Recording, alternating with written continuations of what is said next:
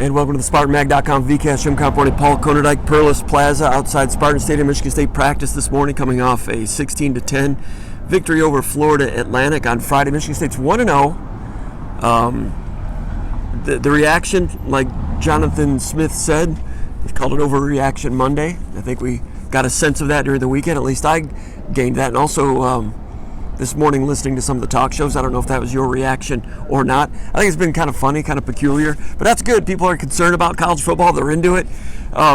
Michigan State, not good in the fourth quarter. I thought pretty good for three quarters. 16-3, on the verge of going up 23-3 and making it a blowout. Everybody knows what happened at that point, the interception. Then the fourth quarter was really difficult. But I saw some pretty good things. Brian Lindgren came out after practice today and spoke. Great job with Paul Konyndyk yesterday and Jake Laskowski and others covering yesterday's press conference for SpartanMag.com. I was not in town. Appreciate you doing that, Paul. So now we look forward to Maryland, but a little bit more about what we learned about Michigan State this weekend, what Lindgren had to say today. Paul Konyndyk, ladies and gentlemen, SpartanMag.com. By the way, give us a like of this channel, subscribe to the channel. We would love to hear from you and become a subscriber over at SpartanMag.com. Paul, your thoughts? This game, Michigan State's 1-0. Yeah, but it doesn't feel like that if you're a Michigan State fan. And the thing that gets me is if Michigan State had given up 24 points in this game and won like 48-24, I think most Michigan State fans would be, like, a lot of them would be happy because they'd say, oh, the offense is rolling and whatnot. And 48 sounds good. Right, so it sounds good. But then if you give up 24 points to that Florida Atlantic team, then to me, I'm more concerned going into this Maryland game than I would be given Michigan State's 16-10 score. I do feel like there was a lot of really good things on defense. I think a lot of that can travel. And to me, the defense is ahead of schedule. And they put on the field what they've been showing in practice. We heard about that all off season, like all training camp. It's quiet confidence, and we've heard even more than quiet confidence. Like, we're back, we're going to be Michigan State defense, blah blah blah. You've all heard it, seen the videos, but they looked like it in the opener, and Michigan State's offense didn't. So the big thing that I'm looking at when I'm rewatching the film is, were there guys that were beat horribly physically, guys that were just like caved in? You think of like offensive linemen. Are you getting pushed off the ball? Are you not getting any movement at all? And those are the huge red flags in my mind. Like when you have those kind of things, and we've seen that in some years where guys are physically not up to the task. And I don't think that was the case in this game. I do think that people made some mental mistakes, made a few, like first game mistakes, and I think the timeliness of the interception, the fumble. The catch and the fumble in the red zone, that was huge. And then you had, the goal line pick, or, like the inside the 10 pick. And if that doesn't happen, it's a totally different type of thing. But to me, it's not shocking. It's predictable how much the panic level is. With the same people anointing Aiden Childs, the second coming of like John Elway or Randall Cunningham or Mike Vick or whomever, now are saying, we should have taken this guy, should have taken that guy in the portal, maybe Tommy Schuster should People play. are saying that? No, I'm just saying that there's a wide reaction. I've seen text messages from people, they're like, this guy's better than him, that guy's better than him, and I just like, it's amazing to me, like, how quickly people anoint, how people start gambling like crazy when a guy like Aiden Childs says, take the over, and then that influences people. And then when someone lays an egg on offense for a lot of reasons that are correctable, then there's panic, and I just think it just bothers me. You question the intelligence on someone. No, I understand that, but it's predictable, and it is what it is. The knee jerks are going to jerk, Paul. Right. But this is a season of, they've got to grow. It's going to be a growing. It's a process. Like Brian Lindgren and Jonathan Smith said all camp long. He's an 18-year-old. They weren't just saying that for lip service. They're saying that he's a young quarterback with a lot of talent, but he's got to see what he has to see before he's going to get better. Sure. And the same thing with the offensive line. You've got guys. You've got guys that are playing in a new system. Some guys are playing multiple positions. Mm-hmm. These are all new things for a lot of guys. So it's one thing to do it in a dress rehearsal, do it in a scrimmage. I know you're a baseball coach, so you've seen it where guys look great. Guys look absolutely phenomenal when you're playing in a scrimmage or or something like that, and then they don't take it to the game. There's a process. You got to do it on the practice field, but then you got to go through and take some lumps in games before sometimes it shows on game day. Yeah, I think if all goes well, Aiden Childs has 38 more games at Michigan State. He's played one. I came away when I watched it again and spent about 6 hours on that game, thinking that Aiden Childs of Michigan, I think Aiden Childs is dangerous. Just the way that he can move and get to an angle to deliver a pass. Now on Friday, did not deliver them the way he expects to, and he said that after the game. Today, Lindgren spoke about that a little bit. Jack Velling spoke about that, saying, yeah, there's plays that he makes every day in practice, but and I've no doubt that those are going to be completed, in the future. Now, Childs had a couple of nice passes too. Some of the intermediate really passes, some, even that slant that set up the 4th and 1 stoppage was, he fired that one in there. He went to some tight windows and had some confidence to do it.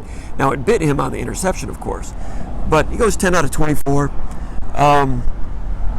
Kind of had, in my opinion, like a 13 out of 24 type of game, 14 out of 24, if he's just himself a little bit.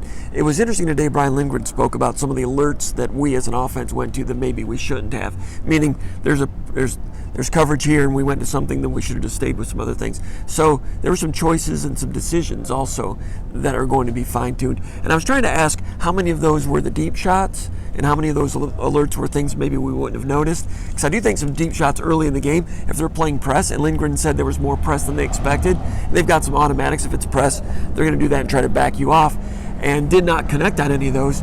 But like Lindgren said, if you do, and they expect to, then that backs them off, backs the safeties off. Now you can run a little bit more. So there was a reason of that early in the game. Now late in the game, like 5 minutes to go, there was a 3rd and 5 when he threw it deep against press.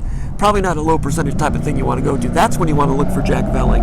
And there's some times, I suspect, when they looked at the film, a couple of plays I can think of, there was, a counter boot on 2nd and 8 on Michigan State's very last possession where they're trying to run out the clock. And he throws it behind Jerron Glover, who was kind of, covered a little bit. Coverage was okay. And, he's rolling out and his play action boot and just kind of misses him. It's downfield for a first down. Velling is open at about 4 yards. Wouldn't have been a first down, but these are things that I don't know for sure what they talk about in the quarterback room, but like Walsh used to say with the 49ers and every coach since then, especially West Coast offense people, they think players, not plays in certain situations. In a situation like that, I'm thinking players, I'm thinking Jack Velling. Red zone interception, Velling was, he's somewhat covered, but think players, not plays. Game 1 out of 38, 39, maybe 40 games at Michigan State if all goes well. So, those are things that he can learn as he goes. It's a lot easier to take someone with that kind of talent and foot quickness and release and zip and get them to manage things differently, negotiate things differently, than it is to take somebody with not much talent and try to get him to become Connor Cook or something. So they got a lot of firepower to work with. And I thought Tom Herman, the coach for FAU, I don't think he was just being diplomatic and nice when he said, "Man, they got a good player there, and he scares you in a lot of ways." I think Herman's exactly right, and Herman would love to have Aiden Childs. I think Childs is going to show some improvement. It's going to be tough this weekend, but Childs is going to be okay. Yeah, you see the stuff in the middle of the field. I was really impressed with it. Stuff that the comeback to Alante Brown was nice. Those short passes where he was really good, and the ball was there, and you can throw that against anybody. He throws such velocity. It's a tight spiral, and And a couple of those were well covered by FAU, and he still hit the window. That to me is what impresses me and gives me hope for Aiden Childs. Sure. But in the deep balls, I'm not worried about him. Like that one to Torrey Foster in the second half. I mean, that was just a tick off.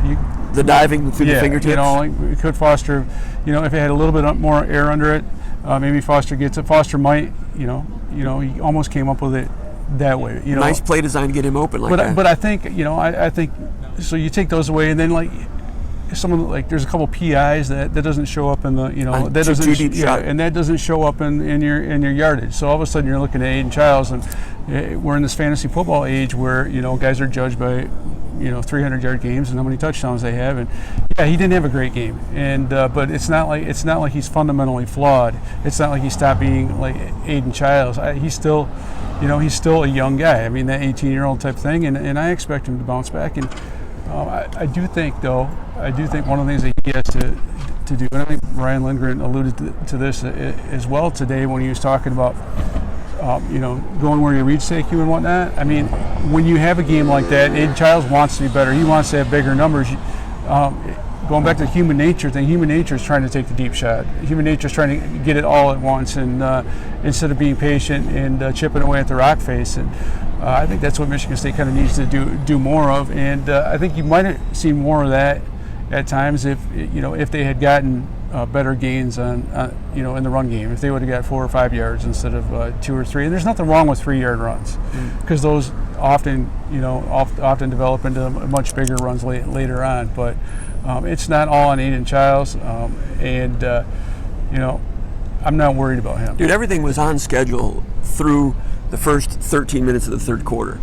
Up to that interception, at that point, Michigan State had a yardage advantage of about 260 to 160. They're up 16-3. They're on schedule to blow them out. We saw a lot of D'Antonio quote-unquote blowouts that were slow drip blowouts. They were like tight games. This is tight, and then fourth quarter, no. So what they missed here was the fourth quarter, obviously. But you see that in college football. I watched a little bit of the Michigan-Fresno State game. This game was really no different than that, in my opinion. You get if Aiden Childs doesn't throw that pick on the goal line, that ends up being. I'm not sure Michigan had 260 on offense through three quarters. I'm just saying in terms of like what the score looks like. You look at it the next day, someone that didn't watch the game, it's going to be like, oh, hey, Michigan, they didn't blow them up by as much as they thought, but it wasn't a bad day. I'm just saying there's not a lot of difference between some of those games, and this game did remind me of the D'Antonio game in that the defense came to play. Reminds me of a couple times they played Florida Atlantic. Right. Was a 17-0 game. Was it? It's kind of a slow. And then there was the one at Ford Field where they won by 13 against Schnellenberger. I mean, they got a lead, and Florida Atlantic came back on that one. But they played Florida Atlantic before, and it's the point differential has not been a lot different than this. In the first game against Florida Atlantic in 2008? I believe it was. The 44-0 in the rain. Yeah, I mean, it was like you couldn't throw the ball, and Ringer ran for like 280, 276 or something like that. And I remember people back then being like, "What was wrong with Brian Hoyer? Why can't he? It's like 5 of 10 that day or something." Right, or it's just like it is what it is. Everyone's like, if a quarterback doesn't throw for at least 250, 300 now, it's an issue. I do think that Michigan State, they need to get and Lindgren alluded to this. Jonathan Smith yesterday alluded to this. They need to clean up some little things that are very clean upable. Pardon my grammar, but that's a word in 2024. It is, man. I can use it in Scrabble. Yep. I hope so. My kids kicked my butt in Scrabble. A lot of points. Well, that'll happen. Yeah, it will. Go ahead. But like little blocking things that in the first game that you got guys in new roles. Think of guys like Ashton Lepo, even Luke Newman, who had some really good blocks. This is his first game playing at Michigan State. Christian Phillips, Big Dooley. I think he's going to be a good run blocker. He is going to be a good player, but this is also his first game, and there's a process of taking it from, like I said earlier, taking it from the practice field to taking it to the game. Mm-hmm. And I'm not going to discount FAU's front seven. I think those guys are solid. The linebacking core was good. I've seen Big Ten linebacking cores that were sub what that was. I think that's kind of like a weaker level Big Ten defense in a lot of ways, and it's kind of a tough game for a team that's a lot of new faces to play that team in week one. And I think that's what you see a lot of times throughout college football. Teams that struggle in week one, are they bad? Not necessarily, but a lot of times they're working through some things, and they have things to work through before they can become what they thought they were going to be in training camp. I even think of like some Michigan State basketball games. Remember that game at Navy that you and I were at, the Naval Academy game? They barely won that one. I think they ended up going to Final Four that year. Did they? I don't know. But I mean, it's just like, the goal is to get better progressively. Michigan State needs to get a lot better moving forward. The Big Ten play starting out, but it's a step in the right direction. It's a win. The defense won that game for them, and I think there's a lot of things you can carry forward from that. That defense getting its swagger in game one is very valuable. Now the run game, Jonathan Smith said yesterday, not happy with the run game, especially in the red zone. Lindgren disappointed with it as well. Like you said, players getting accustomed to playing with one another. What I saw in the run game with some of the run plays that went for no yards or even loss of yards is a lot of times the double team blocks, whether it be in an inside zone or duo. If you and I are doing a double team, I leave them for you and I climb out to the linebacker. Sometimes I'm not real secure about leaving him and the linebacker's unblocked. And a couple times when I left early and you didn't finish him. And, those things, especially, it might be a little different against FAU with a 30 front and an even shade nose sometimes. because Michigan State doesn't run that, so these guys are not seeing that week after week after week. They saw it for 8 days of preparation to get ready for that game. They'll see it again against Maryland. But things like that, in terms of being accustomed to playing with the guy next to you, across the offensive line, nobody is playing with anyone that they're accustomed to playing with. Maybe Lepo and Phillips a little bit on scout team. Well, Phillips was on scout team, Lepo was second string, maybe on second string last year, but I don't know if they were side by side. Those things, I think, can improve. And I'll quote my friend Doug Karsh, had a great line yesterday, because Michigan fans are freaking out also about their game. They're not happy with their final score. They saw what that was all about. Karsh says, I got a news flash for you. They're allowed to practice. They're allowed to get in there and practice. There's a good chance that they see what needs to be tightened up. And that run blocking piece with Michalczyk, who I think is one of the best, not my opinion, a lot of people in college football think he's one of the best offensive line coaches in the country. He never made any promises through the spring and through preseason practice. A lot of things needed a lot of work and a lot of time. For as varied as they want to be up front, it'll take time. And they don't have the greatest parts to work with in there. In time, they're going to be real good. And in time, I think this line will be as good as Michalczyk can make it, and he's one of the best. That being said, I thought Big Dooley Phillips, he threw his weight around nicely. When he reported to Michigan State 3 years ago, had a lot of baby fat, needed to be rearranged a little bit. I wasn't sure about his movement on his high school film, but over the course of time, that young man has worked on himself, and you can see it. He stuck with the program through the coaching change. Now he's starting on that 63-yard touchdown, that counter. When he's going to kick out that unblocked guy in the line of scrimmage, you can just see that he's relishing just laying a hit on that dude. And the great thing about that is they came back and showed the exact same look and faked it and went with the end around to Jerron Glover. It only went for about 7 yards. And I think people talk about how Lindgren, his members of his coaching staff and players like the way one thing builds to another. They came back and ran that counter action. That was the Glover end around, went for 7 yards. I think a tight end didn't quite get the correct angle on somebody, might have went for more. Plus they happened to play zone on that. If they'd have been man-to-man, it might have sprung longer. But with Michigan State defending the entire sideline to sideline of the field, in time, we saw that with some of these things, whether it be a run play, then counter boot rollout, which I think is going to get better and better in time. I think that play could have gone for more if Glover would cut inside a little bit more. I think, and again, you're talking about a guy that hasn't done that. I've never seen Jerron Glover do an end around, and I think back to like some of the the perimeter running plays for wide receivers in the D'Antonio era, that a lot of that worked pretty well during the Rose Bowl, Cotton Bowl years. I think a guy like R.J. Shelton, when he was first starting out, and when he was a true freshman running those for the first time, they didn't look very good. Yeah. And that's another feel type of thing that you only get that through practice. I think a guy like Jaden Reed, when he first started doing those, he didn't look very good at that. Mm-hmm. And it's a feel thing, it's a nuance thing, and I think a lot of times if you cut outside, it's not there. I felt in real time when that happened that if you cut inside just a little bit, that would have gone for 15 or 20. Right. And when I mentioned Michigan State, the microscope, in my opinion, is in the fourth quarter, that they were not unable to move the ball and so forth. So I went back and looked exactly what went wrong on those. And we talked a little bit about the one time when he threw it to Glover and threw it behind him when he might have had Velling at 4 yards. The play before that, Phillips had a good game. I like Christian Phillips a lot. I like the way when he gets into people, they move, and that was his first real game ever. But the one play prior to that, they ran a toss sweep on 1st and 10. And Phillips coming, I think he was blocking inside, kind of cracking inside, downward, and let the middle linebacker come by him and went looking for someone else. And I'm sure when they look on film, when he looks on film, I'm sure it's already been corrected, he was supposed to take that white-colored jersey at that point. And if he does, that toss sweep works. Now you're maybe 2nd and 5 or better. But when the coaches talk about just one thing off here and there, and that's a young man in his first game who I thought had a real good game, but in that situation, in that P&10 first play of a drive, when you're in a 4-minute offense and you're seeing things and you miss a guy, and it might not look like it looked like it's supposed to in the playbook and on the whiteboard and in practice against the scout team, and it looks a little different. And if you don't have, not that I've ever played in front of 75,000, but if you've not done it before, to make that adjustment on your own, those are teachable moments. I think Phillips is good, but those little things prevented Michigan State from closing it out. But looking up Velling a little bit more, and Phillips, and I think Phillips is nice. Stanton Ramil playing a lot at left tackle. That's his first. I thought it was really interesting, and he did well, and that's a sign that that's a guy as a redshirt freshman injured last year. You can tell they think he's got a high ceiling, and I suspect I wouldn't be surprised by October, if everybody stays healthy by November, I wouldn't be surprised if he's the best offensive tackle in the program. So if he's coming around to left tackle, he's still an inexperienced guy. They're trying to get some depth there. So I can see why they're not maybe using Ramil on both sides or using Baldwin on both sides, because he has more experience. But moving Baldwin to the right side, 2 plays prior to that 4th down stoppage, had a false step over there. You were speaking with Michael Masunas, who had a real good game. His real first game in terms of being in the playing group. He had a good game, had some good moments, but he admitted he made a mistake identifying somebody on that 4th down stoppage inside the 10-yard line. A lot of young players with high ceilings tightening some screws, and the whole outfit, I think, he'd look a lot better. I think real soon. You look at Masunas; he's their best run blocking tight end. That's what they say. Yeah. And I think he's pretty good, and that's what he wants to be. He feels like this offense is built for him. A guy that has value in his run blocking. Obviously, we saw him catch 2 passes.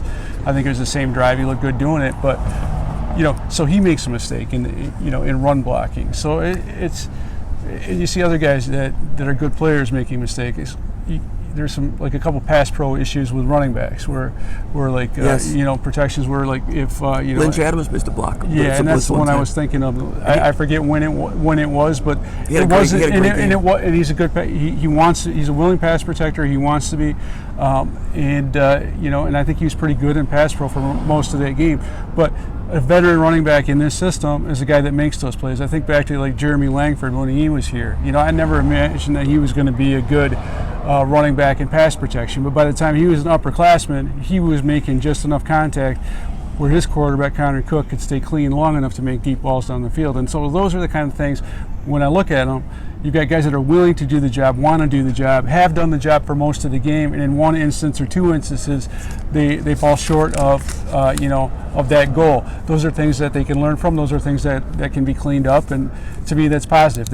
I don't see a center that's getting their tail kicked in. I'm glad you mentioned 30 front earlier, because I don't know why, but it seems to me, maybe this is just like anecdotal, but I feel like anytime Michigan State's faced a 30 front in the first game, it's always a little bit more of a struggle than if they see something besides a 30 front. Mm-hmm. Yeah, so I go all the way back to Tulsa. I remember that. I mean, they had a big when Michigan State played Tulsa. I think they had one guy that maybe ended up in the NFL, in a practice squad. But that 30 front, for whatever reason, unless you see it all the time, it's a little bit difficult. I think Montana State did it once also and stopped the run game one season against D'Antonio's team. So defense, Angelo Gross looked like a different player, in my opinion. Chris Bogle looks like a new player. What they've done with those guys, turning them loose in this system. And the defensive system is not vanilla. They got a lot of things going on.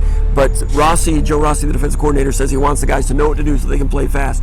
Well, they know what to do, and it's not like it's a totally vanilla, dumbed-down defense. There's a lot of things going on. Not all of it was perfect. But Angelo Gross, just on his breaks, looks quicker. His tackling was good. There was the one play we talked about in the V-Cast after the game when it was almost a huge mistake.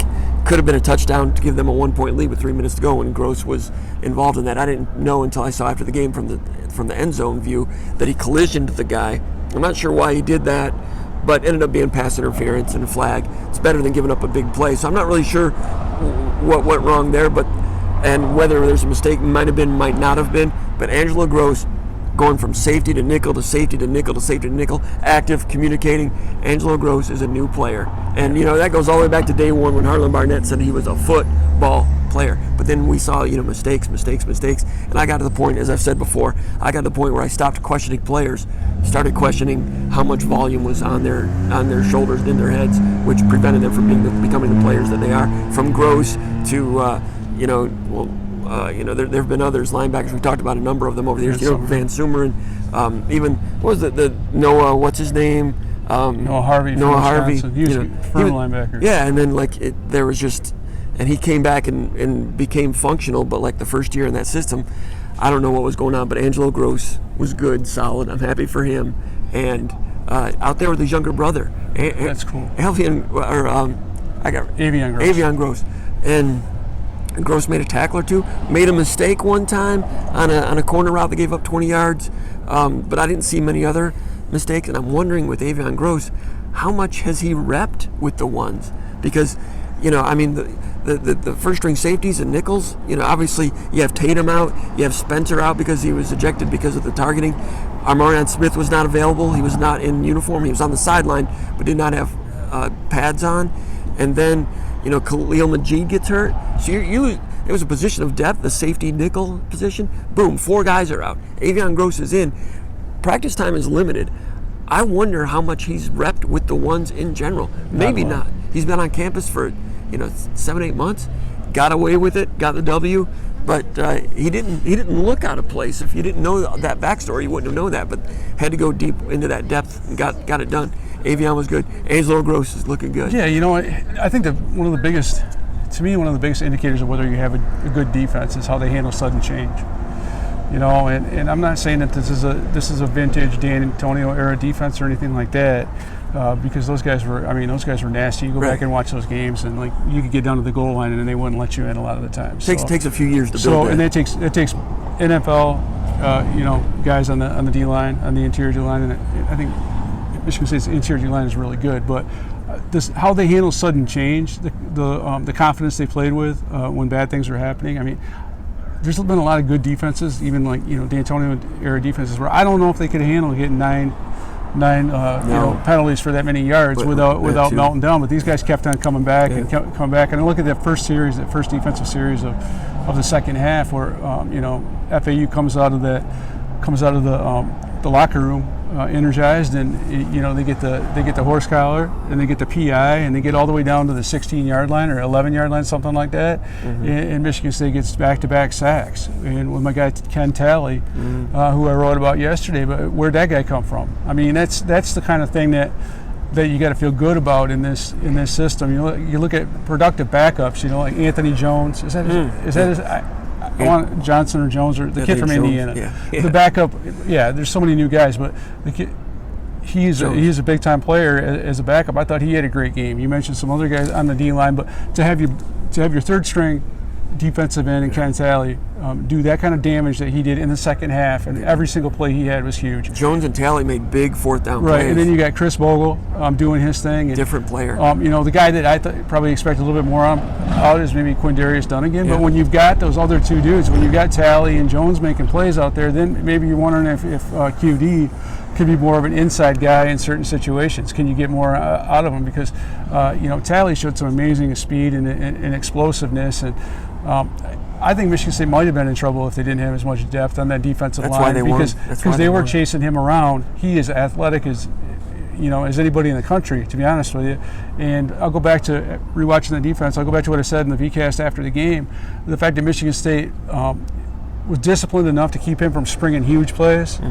But also, we're able to get as many sacks on him, hit him as much as they did. I was really impressed. And going back to the scheme, the system that benefits people, Cal Halliday had a good game, and I think this scheme is better for him. Yeah. Much better for him. He was so active as a communicator out there. It was good to see him being able to be that, defensive leader as a linebacker. And you saw him scrape in an alley pursuit and moving with his gap and doing it with aggressiveness instead of two gapping. And I'm not saying two gapping is the wrong way to play, but for some of these guys, it's new. And they said in the spring that the returning players, they're excited about this system because it enables you to make more plays behind the line of scrimmage. And boom, we saw it in that game. It'll be tougher this weekend against Maryland. As far as Ken Talley goes, it's interesting that Talley, sometimes it's not who starts a game, it's who's finishing a game, and Talley finished that game. Yeah, he had 20 snaps. I mean, so Dunnigan had 14 snaps. You're looking at, and I think starting defensive end Jalen Thompson had 40 snaps. So, like Dunnigan, I was looking at the Pro Football Focus snap count, and I'm like, okay, like Dunnigan, he's going to be somewhere in there. And I think he played good. I think he played some good snaps. Those 14 snaps were valuable. He did his job, but to tally what he did in 20 snaps, and most of those 20 snaps were in the second half, that's going to earn him an opportunity to build on that. Now, whether he makes good on that and takes that next step, it remains to be seen, but it's huge for everybody because you've got Anthony Jones having a huge game at Russia as a backup, and he's going to be pushing Chris Bogle. Mm-hmm. It's good for everybody. No one can rest on their laurels. No one's got, and everybody is has an opportunity to make plays. The number of guys that they're playing, and that creates a team.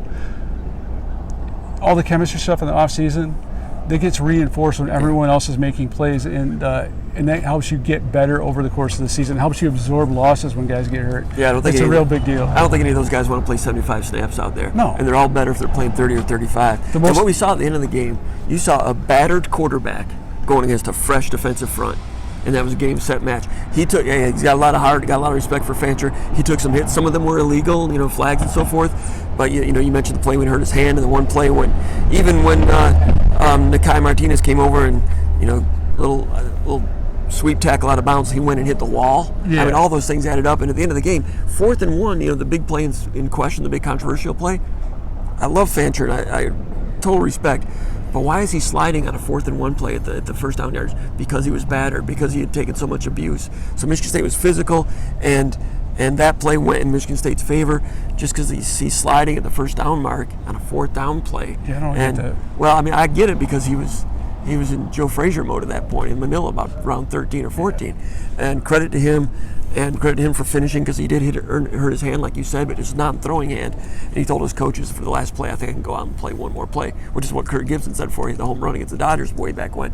But Michigan State's defense got to him early and often, 6 or 7 sacks, a couple more that were like Halliday. Was it Halliday didn't get credit for one of the sacks because it was actually a designed keeper. But then Ken Talley, on the last play of the game when the guy throws it away, for all intents and purposes, it was a sack for a 4th down play as well. Pass rush was there, fresh defensive front. They manufactured that against an offensive line that was questionable.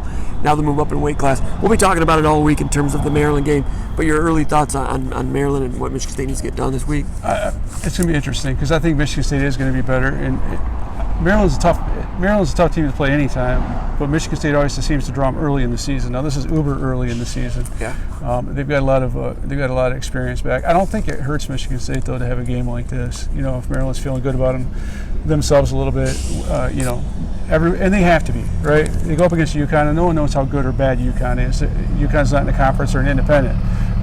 Their coverage has been rated nonstop for players, or from through the transfer portal. Michigan State's got one of them, and Nate Carter. But Maryland did a nice job. I think that quarterback's pretty accurate. I think he's fairly athletic. I think they have a good scheme. They do a lot of. For me, it's like, okay, this defense is going to face a completely different type of challenge, but it's like, okay, can you? And Michigan State actually has had some success. Some of these guys on defense have had some success playing against Maryland a little bit. The offense hasn't shown up in those situations, So I think for Michigan State, offense has to reciprocate. I think Maryland's going to score points. Michigan State has to score points. They have to run the football with consistency and do it better than they did against Florida Atlantic. That's number one.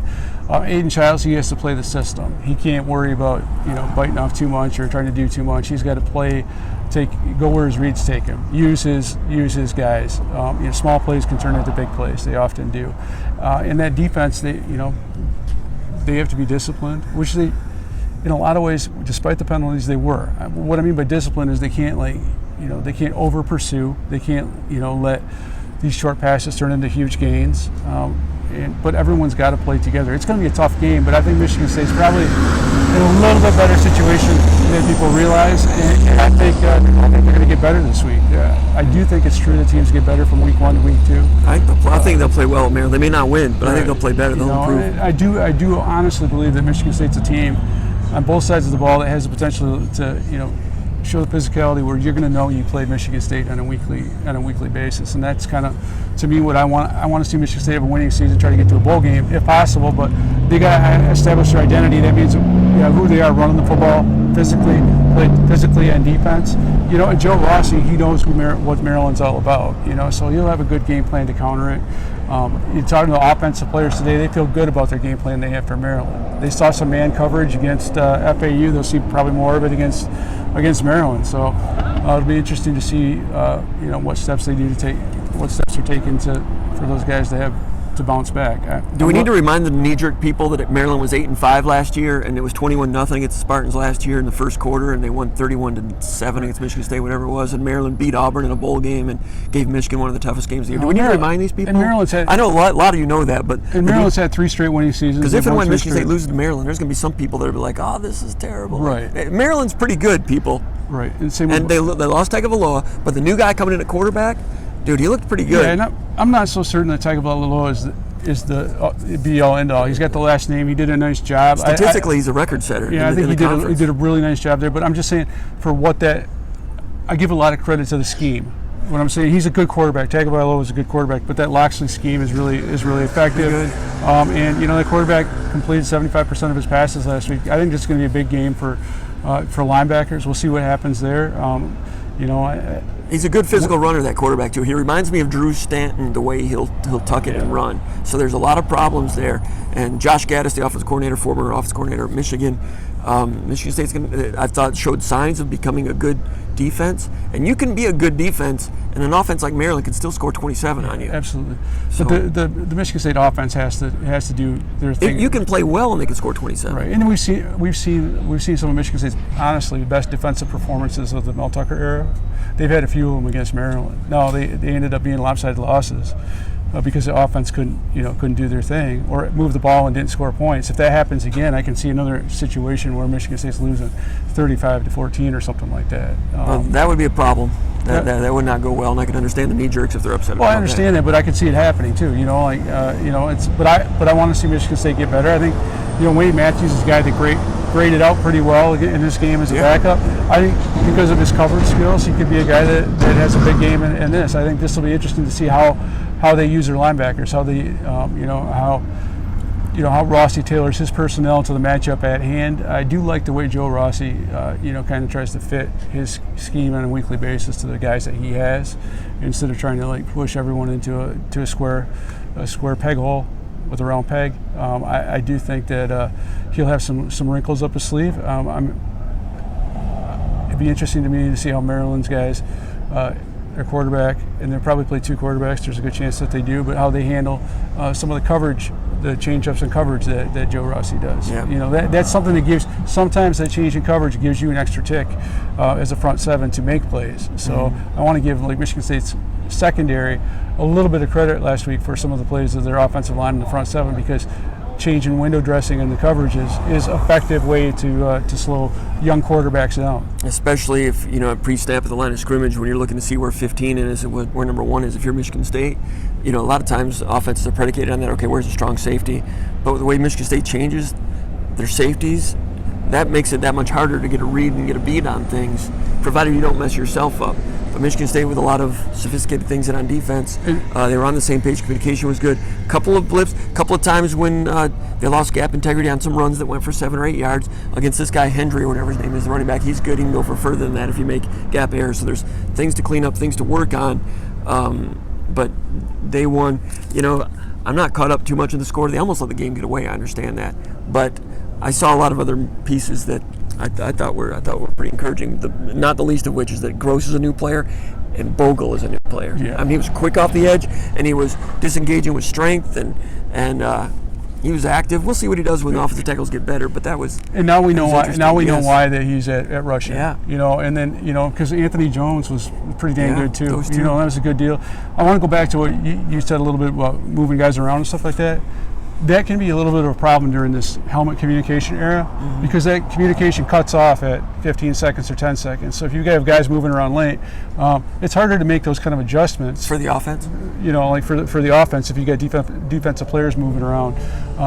So that's one of the things that Joe Rossi, in that, a defense that keeps people second guessing when moving pieces on the chessboard, there's a value to that, because you can't communicate 15 seconds left in that headset. All right, so Michigan State, I think they're an 8-point underdog on Saturday.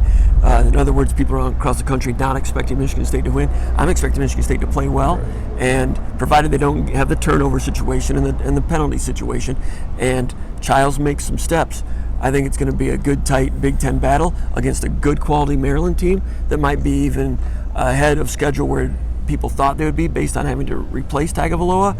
I think it's going to be a good two. I'm not here to say Michigan State's good right now, but I think we could see two quality Big Ten teams going at it in a meaningful game here early in the season. Both teams need to put away wins early in the year, because the back end of the schedule for both teams is really tough. It's going to be good football Saturday. I think Michigan State's going to play a good, solid, clean, physical game. The one thing to watch for Aiden Childs too, with Maryland playing as much man-to-man as they do, is if he can get out and run a little bit.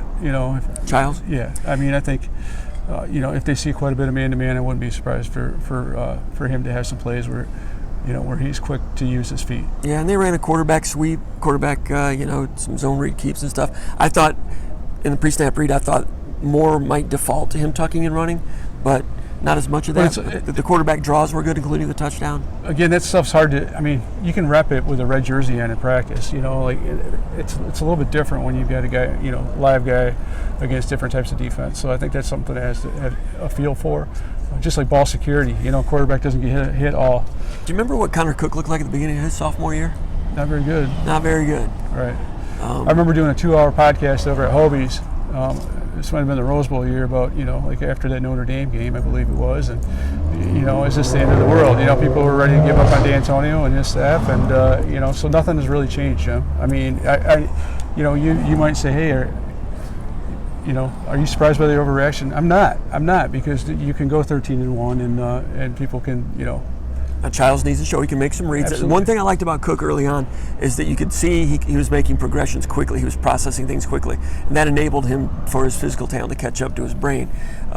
Childs needs to show he can make some reads and those type of things, but he has more natural quarterback talent than Cook did. So, and I do think that some of those intermediate passes, I mean, some were good. Really, for a young quarterback, and usually those guys are either underthrowing them or overthrown him by a mile, and then you see a lot of tip ball interceptions and whatnot. His touch is really good for as hard as he throws the ball. And receivers got to make plays too. Yeah. And Maryland's receiver Felton can fly, so they got to deal with him, see what's going on there at the corner position. I thought Brantley improved, but Michigan State's going to get a real solid test against a real football team. For people out there with limited college football knowledge that might assume that the Maryland football brand is not good, and they might not be a good team, you need to wake up and realize it's a good football team and a tough challenge for Michigan. 3 straight winning seasons, 3 straight bowl wins. Yeah. I wasn't high on Loxley when he came in, but he's a good recruiter. He owns that DMV area. They're getting good players out of DC and the surrounding areas, and that scheme is really, really good. Now the question has always been, how about the defense? Can that defense, be decent? It has. It's almost like the Minnesota Glenn Mason. Potent that offense was. Yeah. Their defense wasn't necessarily there. He can get talent in there on the defense that Glenn Mason couldn't, and I think they've done a nice job with that program, and it'll be fun. I think it'll be fun to watch, because I think these are 2 teams that I know Michigan State didn't look good in week 1, but these guys are in the same weight class. Middle of the season, if Michigan State stays healthy, I would like to see them match up then. Yeah. But I felt the same way against Maryland in the last few years. Every time you get them early in the season, that tends to be when they're at their best. Yeah, it is. And Michigan State's getting them early, and Michigan State has a lot to prove. And it would really be helpful if Maryland took them lightly based on what they saw on film. Could. That's a human nature thing again. We'll see if Michigan State can make the most improvement between week 1 and week 2. They need to, and if they do, they're going to be competitive on Saturday. And going forward, I think they're dangerous. Offensive line, ceiling is not that high collectively, but they're going to improve as well also. I don't know how high that can go, but we'll be here to cover it. Anything else, Paul? For Paul Konyndyk, my name is Jim Comparoni. We're in East Lansing with the Spartans at the Perlis Plaza, Michigan State University, watching the V-Cast on SpartanMag.com.